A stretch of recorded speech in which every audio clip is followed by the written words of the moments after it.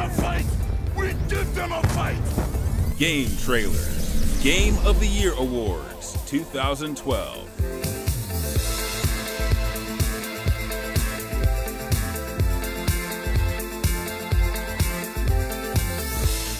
Best PC Game.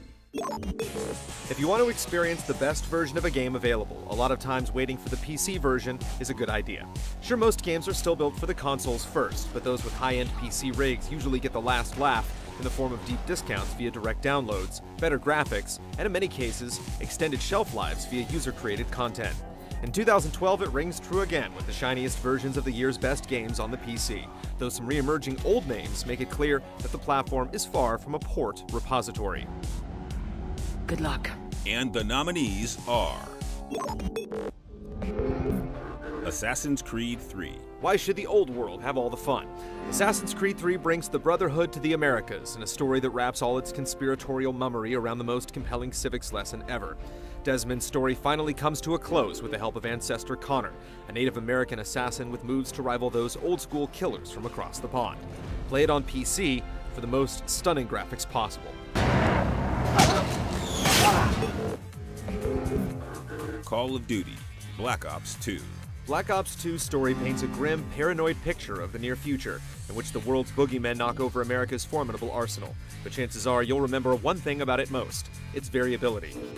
Long a luxury reserved mostly for the RPG geeks, the desk-ridden marksmen of the world are now treated to a world of choice and consequence, whose stress points are never quite clear.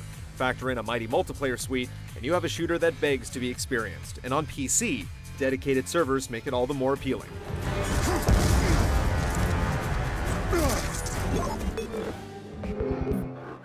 Guild Wars 2. The folks at ArenaNet love to confound your expectations when it comes to MMOs, from the way they're brought to market to the way you'll spend your time playing them. Taming this full-featured beast requires no ongoing subscription fee, though you're welcome and encouraged to drop some gratuity at the cash shop for all manner of cosmetic goodies. When you're actually playing the game, don't expect the typical quest-based doldrums. Guild Wars 2 allows you to advance as you please, whether that means killing monsters, crafting equipment, exploring the world's hidden nooks, or of course, fighting other players.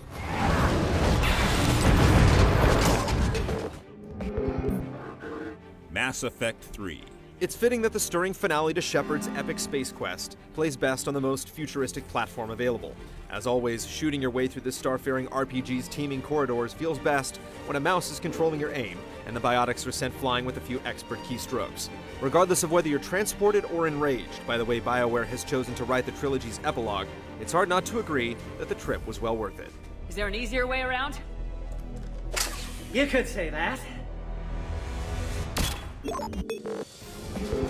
Xcom Enemy Unknown. This legendary tactical strategy game experienced a Phoenix-like rebirth in 2012, and behind its shiny new veneer still beats the heart of a classic. Xcom has you struggling to defend Earth from a superior force, and every tactical and strategic choice you make feels like a Faustian bargain. To simply survive a lopsided encounter without suffering crushing losses feels like a victory. Those moments where you actually feel like you pulled one over the vicious invaders are simply priceless. And the winner is